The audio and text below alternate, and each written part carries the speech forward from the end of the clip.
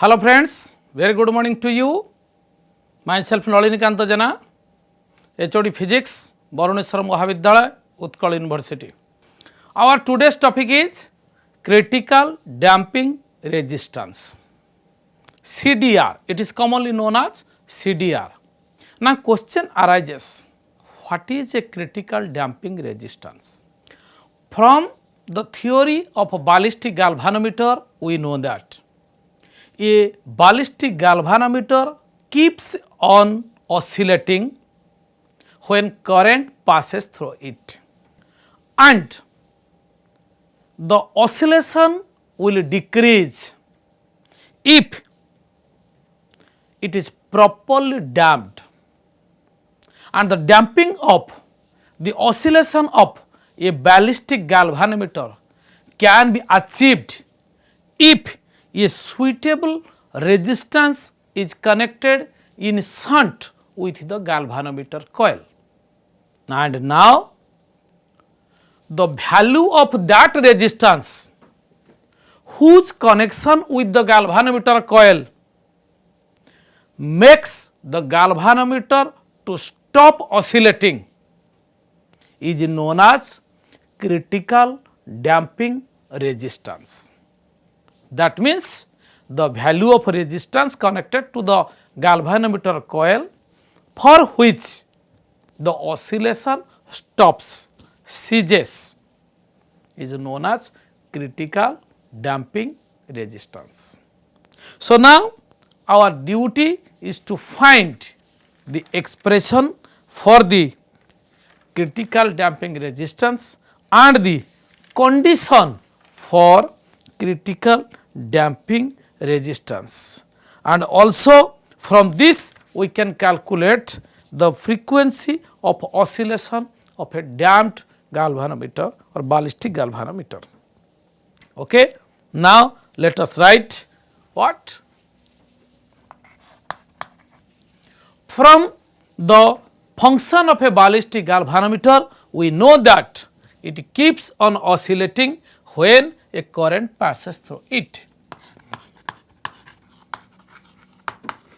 From the function of a ballistic galvanometer, okay, from the function of a ballistic galvanometer,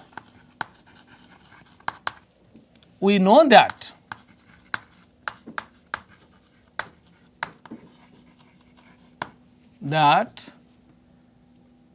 it keeps on oscillating when a current passes through it, and the ballistic galvanometer stops oscillating when it is properly damped. The ballistic galvanometer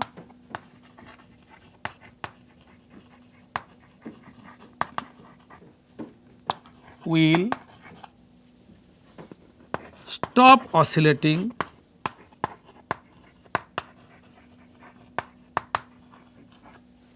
when it is properly damped.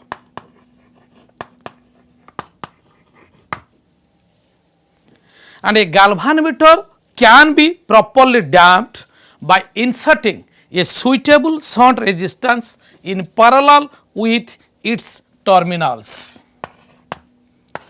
A ballistic galvanometer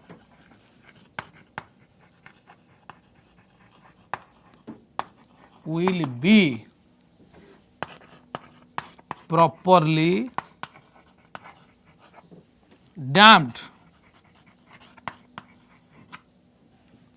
if a suitable resistance is connected across its terminals. Now, such a resistance at which the oscillation of the galvanometer stops is known as critical damping resistance, or in short it can be termed as CDR. Number 4, such a resistance for which the oscillation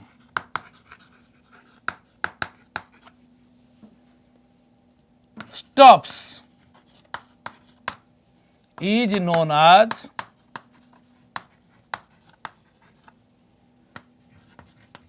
critical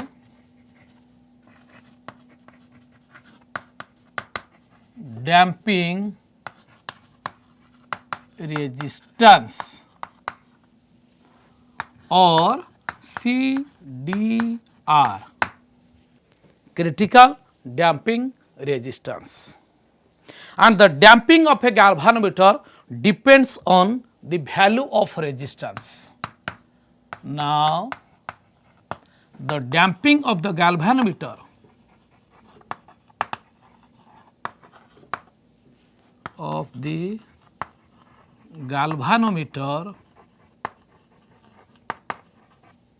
now the damping of the galvanometer depends on the value of the resistance.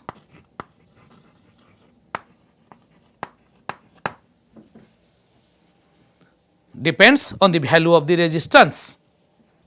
Number 6, if the value of the resistance connected is equal to the CDR, critical damping resistance, then the galvanometer is critically damped. If the resistance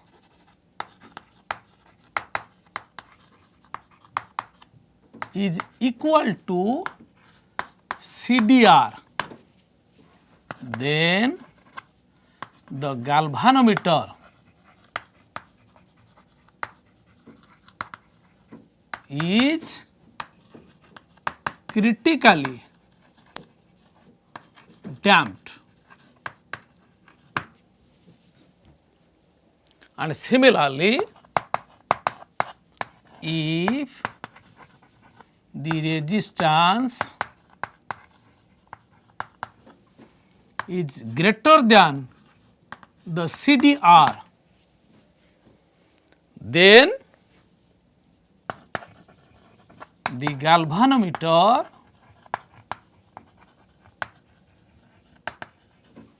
is under damped. And if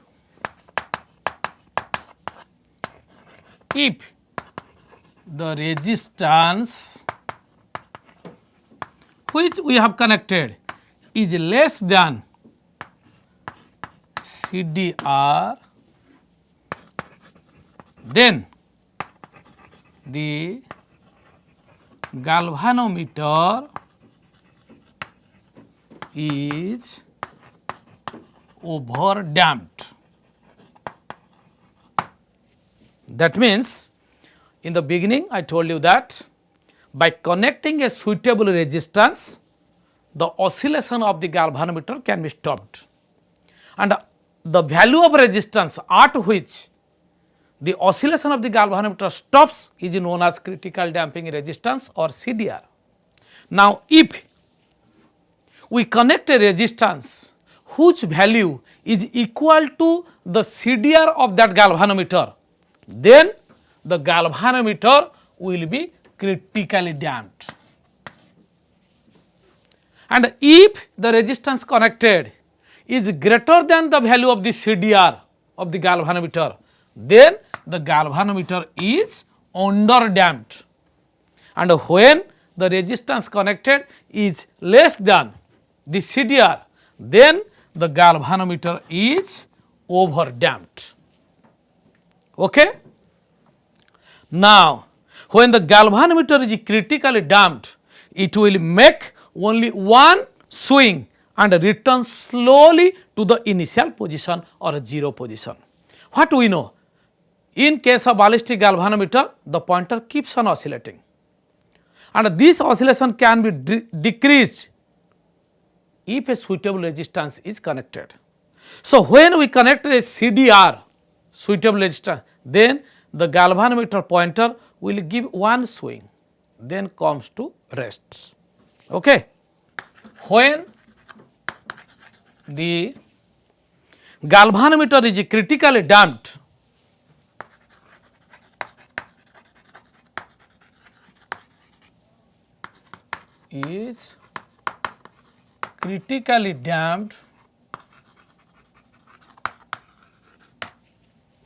then it will make only one swing,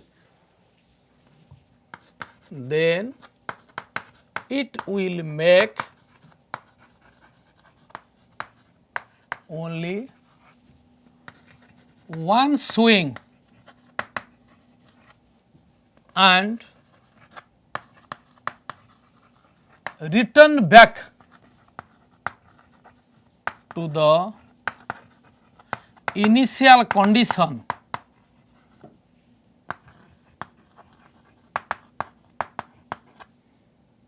or zero position.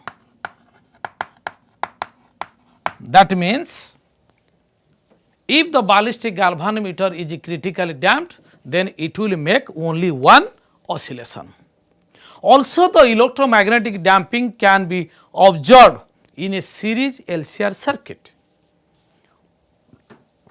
Also, this electromagnetic damping of the ballistic galvanometer can be observed by connecting a series LCR circuit.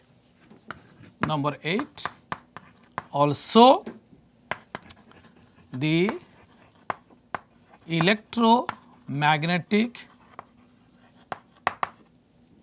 damping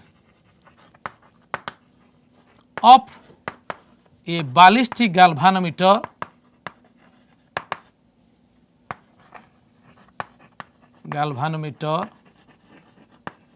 can be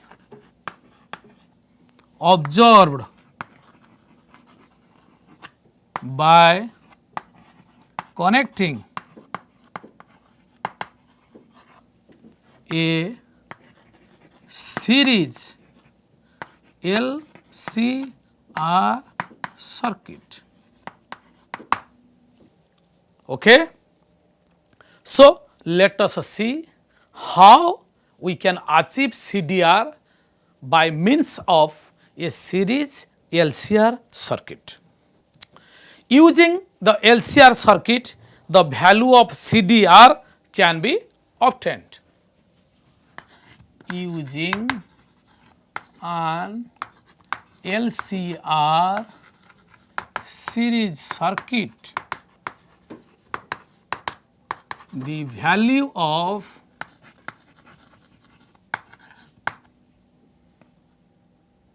CDR can be obtained.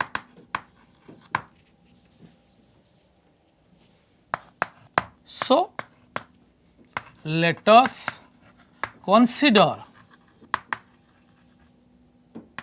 an LCR series circuit. Okay. Now, let us consider an LCR series circuit, and using this we have to find the value of CDR.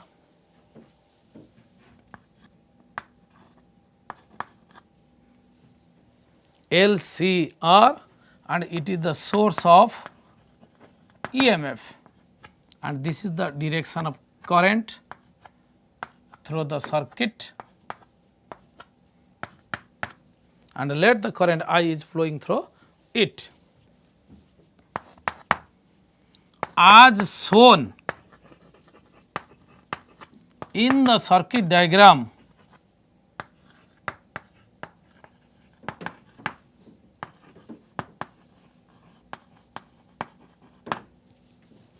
as shown in the circuit diagram,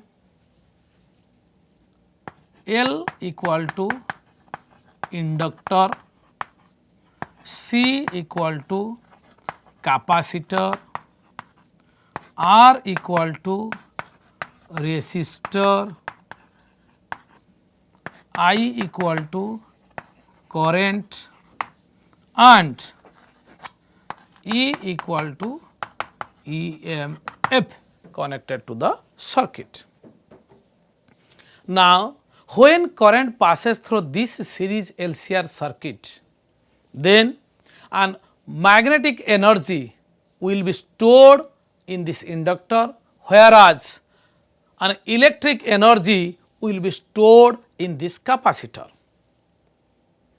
and the electric energy will be half q square by c, we know it previously, and the magnetic energy is half Li square. So, the total energy stored will be how much? Half Li square plus half q square by c, that is the total electromagnetic energy. So, now let us calculate this. As soon as a current, we have shown here I, passes through the circuit, passes through the LCR series circuit, then the capacitor stores the electric energy, whereas the inductor stores the magnetic energy.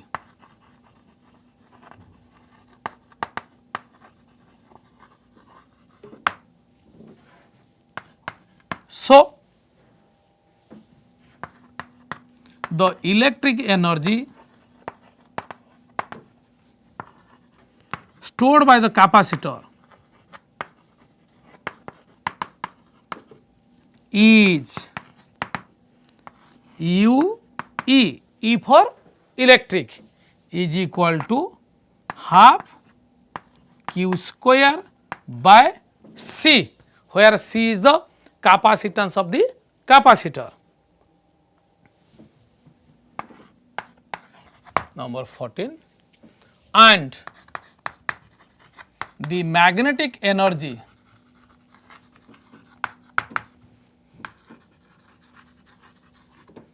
stored by the inductor is Um equal to half L I square. This is equation 2. Number 15. Hence, the total electromagnetic energy stored by the circuit is how much? U is equal to U electric plus U magnetic, which implies U is equal to half q square by C plus half L I square. This is equation 3. but the energy is transferred to the resistance as the thermal energy, and we know that the thermal energy in a circuit of resistance R is expressed as U equal to I square R T. So, let us write the expression for the thermal energy generated in the circuit due to the passage of current. But the energy transformed to the resistance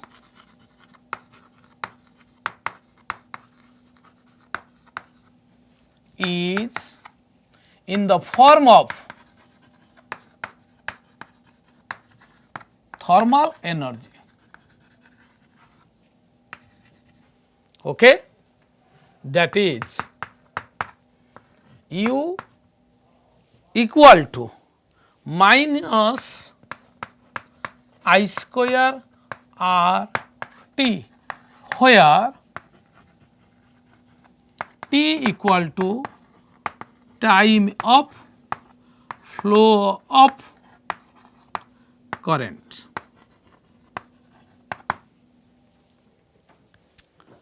Now, differentiating equation 3 and 4 with respect to time, we can write here the negative sign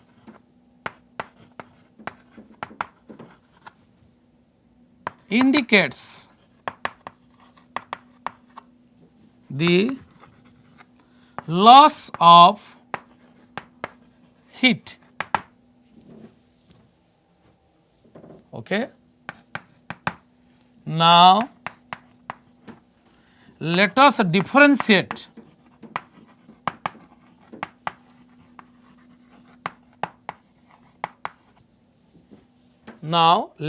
differentiate equations 3 and 4 with respect to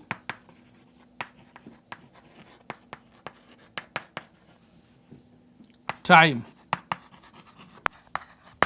So, from equation 3 we get du by dt equal to minus I square R, equation number 5, and from this is equation 4, from equation 3 we get du by dt is equal to half L into 2I into di by dt plus half into 1 by C into 2Q into dq by dt, which implies du by dt equal to half to gets cancelled is Li into di by dt plus half to get cancelled q by C into dq by dt, equation 6. Now, equating equations 5 and 6. Now, equating equations 5 and 6, we get how much? Li di by dt plus q by C dq by dt equal to minus I square R, implies Li di by dt plus q by c tq by dt plus I square r is equal to 0 implies Li di by dt plus q by c, and we know dq by dt is I plus I square r is equal to 0. Let us take I common from each term.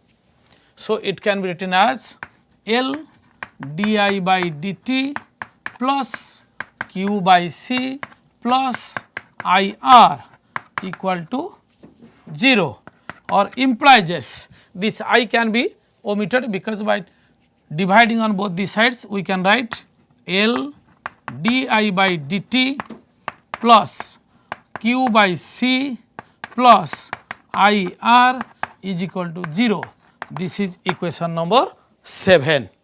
And let us convert this term into charge. So, this can be written as L d by dt of I is equal to dq by dt plus this is q by c plus this I is dq by dt into r equal to 0, or we can write this as L d square q by dt square plus r dq by dt plus q by c equal to 0. Now, if I divide L in each term, then we can write this as d square q by dt square plus r by L dq by dt plus q by LC equal to 0. Okay? This is a differential equation which we can solve in our next class. So, till then I remain here. Many thanks.